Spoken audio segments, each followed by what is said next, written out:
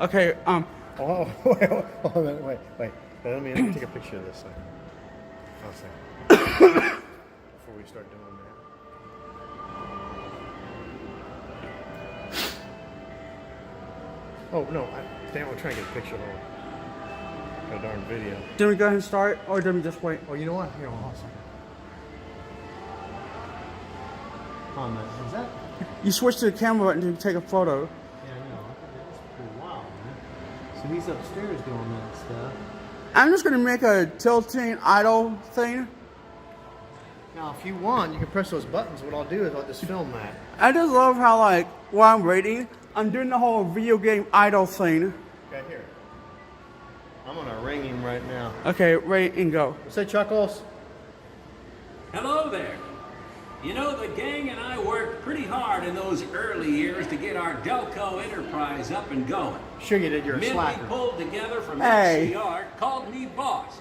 But I'll tell you, the only rank Please in tell me that was that a group joke. was when one of us was ranker than the next. It reminded me of the hot, sweaty work my siblings and I grew up with on our farm outside Loudonville, Ohio, between Columbus and Cleveland. I learned a lot growing up, studying farm equipment, repairing my mother's sewing machine, even dissecting a brand new telephone I purchased with $14 I raised cutting a neighbor's wheat field. That Not was far cute. from the farm, I learned elementary engineering from the close observation of a grist mill and a new coreless steam engine. I discovered that you can know a lot, not really understand anything. But from those men in the mills, I learned how to understand things.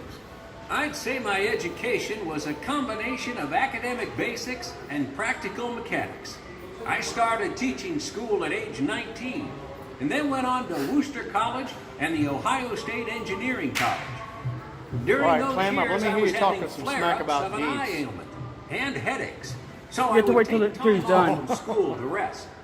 During those breaks and to earn some money, I took a job thought you'd as been a here pole before. sitter with the I Star hadn't met this Telephone one. Company. Oh, okay. In those days, I learned a lot about electricity, telephones, and working with a crew of men.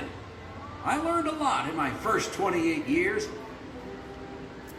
Okay, now you All can. right, let me hear you talk some smack about deeds. Well, it was a sizzling hot summer day back in 1904 when I started work in the inventions department at the National Cash Register Company. My favorite professor at Ohio State, Albert Cole, arranged for me to talk to one of his former students, an NCR man named Edward Deeds, about a position with NCR in Dayton. Deeds hired me on at $50 a week. When I received my first paycheck, I thought they'd made a mistake, and I tried to return some money. I thought I'd been hired on at $50 a month, not a week.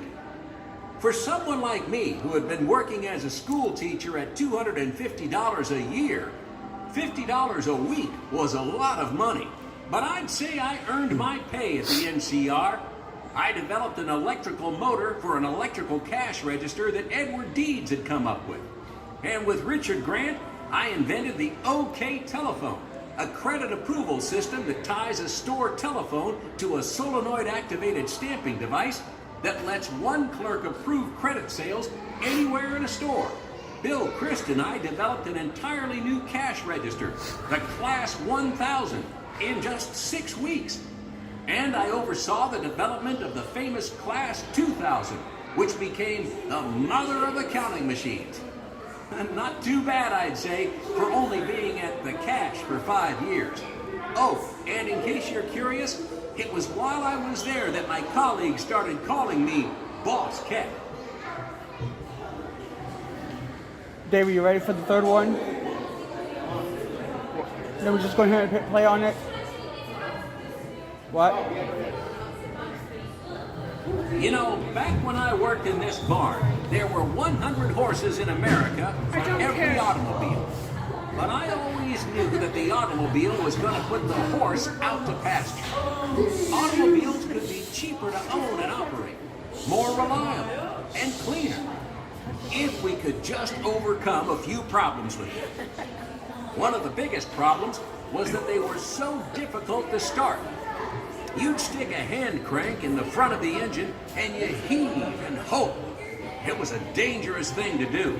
Back in '09, when Deeds went up to Detroit to speak with Cadillac's president, Henry Leland, Old Man Leland told him that in the previous year, 7 of his workmen had suffered broken arms from hand cranks that snapped back in the wrong direction. Ouch. And those were injuries among people who were experts with engines. The crank really limited who could use a car.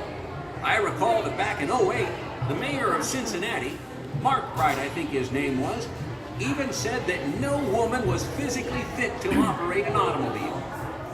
Well, all of that changed when we perfected our Delco self-starter, which made it possible for anyone to start a car. You want to hit the last one? Yeah, sure. I've always considered myself a screwdriver and pliers man. I believe that to understand something, you have to get to the heart of the matter. Take apart the problem and analyze it piece by piece.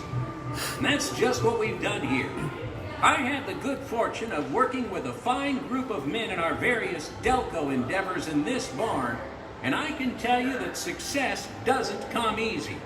When we were working on our electric ignition system, the one that ended up on the 1910 Cadillac, we'd sometimes work 36 hours in a row. That pace didn't slow down either, as we perfected our most famous project right here, the self-starter. Why, I must have run up and down the stairs in this place 100 times a day back then. Every time I made an adjustment on something in the shop, I had to run down and try it out on that brand new Cadillac engine that Mr. Leland loaned us from Detroit. So, remember that the inventor fails 999 times for every success. Remember that. And if he succeeds I once, already know that. he's in. I think we have to find ways to fail intelligently. That's a lesson that served us well in this barn, and it's a lesson that'll serve you too. So remember that. Here, what I'm going to do, I'm going to take this little bit from my dad here.